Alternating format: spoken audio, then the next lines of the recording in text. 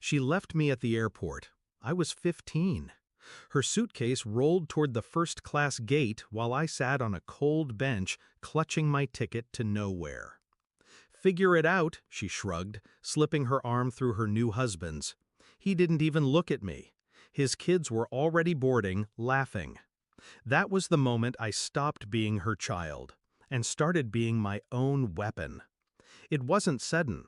The betrayal had been creeping in for months, subtle at first, like shadows lengthening. She used to cook with me. Then she stopped. She used to ask about school. Then she forgot. Every smile was reserved for him, every ounce of affection redirected toward his family. I thought I was imagining it until she said the words that burned into me. "They need me more than you do." At 15, that sentence became my inheritance. When she walked away at the terminal, I didn't cry. I didn't beg. I pulled out the one phone number I'd sworn I'd never use, my father's. Estranged, silent for years, a ghost who had vanished from my childhood after their divorce. The line rang once, twice. Then a voice I barely remembered said, "Where are you?" 2 hours later, a jet taxied on the private strip. He stepped out, suit sharp, expression unreadable. Not a hug, not a lecture, just a nod, like he had been waiting for this day. I boarded.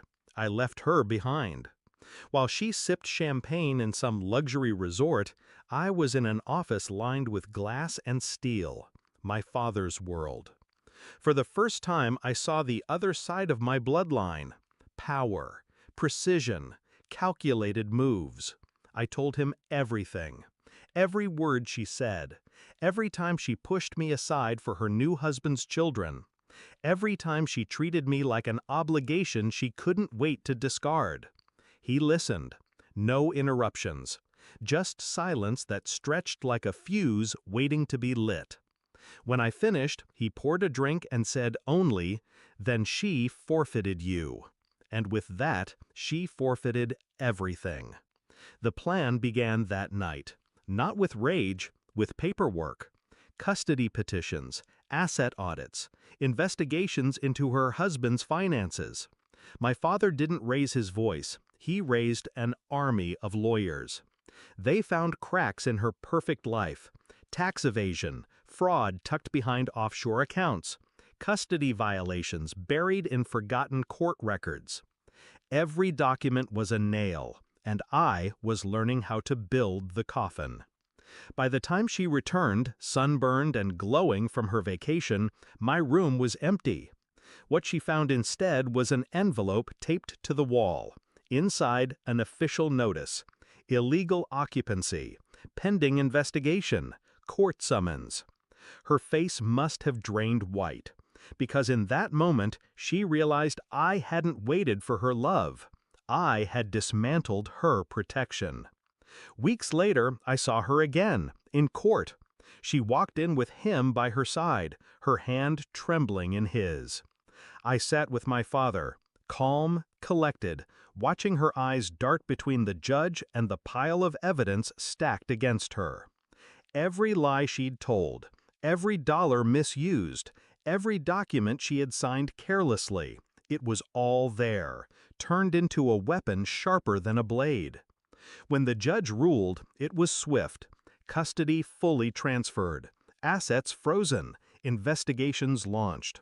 Her husband muttered under his breath. She gripped his arm, but I could see it in her eyes. She knew he'd leave the moment the money dried up. That night, she called me. Her voice broke through the phone, pleading. "You don't understand. I thought I was doing what was best. Please, just talk to me." But I had already learned the truth at 15.